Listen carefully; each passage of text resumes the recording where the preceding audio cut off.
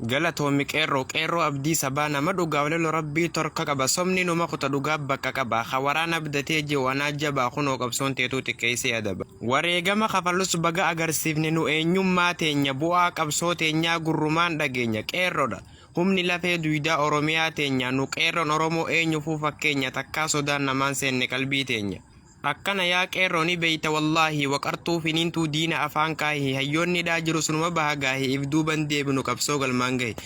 qabsoo akka baranaa ijaan arguu dhiisii gurratti hin dhageenye mixaaxa finiinaa diina jala keenya haluma ejersaa duruu ta'e qobboo si qunxuunne malee yoomsi xuyne yaaboo gana qomateetuu goona goda daabboo bargana si shinnaa si qabnee dhamala siitu qabsiifatee fitti dhale balaa warra badiin qabne du'atti sajjalaa haani dhagguurtanii ganamaa galgala barnuti nagaya sihi abbaan balaa ilaa atuu kuftee xiqqoo sitti hafe qarshiin namaan bittu si harkatti laafe osoo nama bittuu baankiin duwwaa hafe laal qeerroo oromoo akkasi wacaafe siifin jilbiifanu si cabsina malee ammaa harcaate ifin beeytu malee atis hin jiraatu jiruun sitti tolee osuma okkoltuu buufte isa qilee ahii bilxiginnaa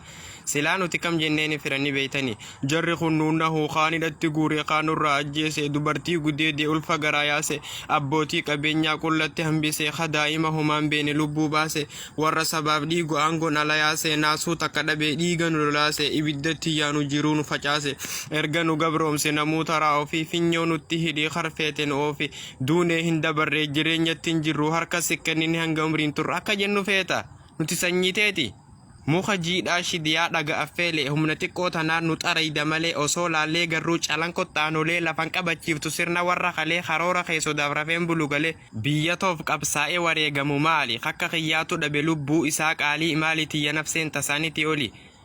dandeessu xaraydee nu goota dhabama qabsoo xiqqaa guddaan itti wareegamaa kaan jiruun dhabamee kaanis ajjeefamaa akkasin nu geesse hin darbu gonkumaa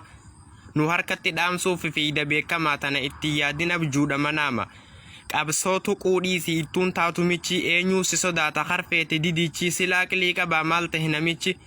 nuti ilma namaatii waasiin taanu harree daangaa keenya dhiifnee kanamatti hin tarre wanni inni nu fixuu maaliif nan deeggarree soba jala yaana dhugaa ijaan garree hara amantiitiif kutaanii walitti isin buusettus ish firraanaatu jaansareen qismidaal qajeelti nuti ijoollee miti turte if baranne akka duraan caalaa amma wal jaalannee nuti yoom duraanuu walitti mufanne soba kee ajaawaa si jalatti hubanne nuttin seentu ganaa qaawa fitti banne ganaa itti yaadin oromoo gowwoomaa hawaan kana yaadu qaraa miti doomaa gaafumaa fi eegee irraa hafehumaa horii wajji dheedi horiin si firooma lakka gadhawaniin jabaata mismaarri kutaa fi amantiin ati ooftu dharri walitti nun buusu taree jira barri saboo siniin galtuu kun maal tahe jarri wanni isin haasoytan inuu gari waan gaariidha tahe isinni haasoytan nutti faa'ide tokkummaan jabaatee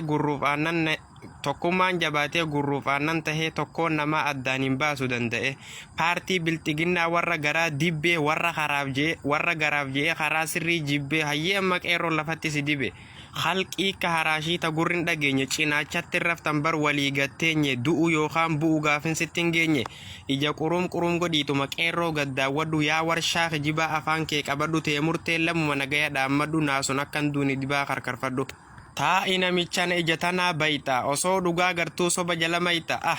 silaasitti dhiyaadhe harka ija si kaa'e anaaf kakka kiyyaa garaan qabbanaahe khasaaraatti jirtii qabsoo itti fufnaa nafxanyaa abbaa irree abshirama buufna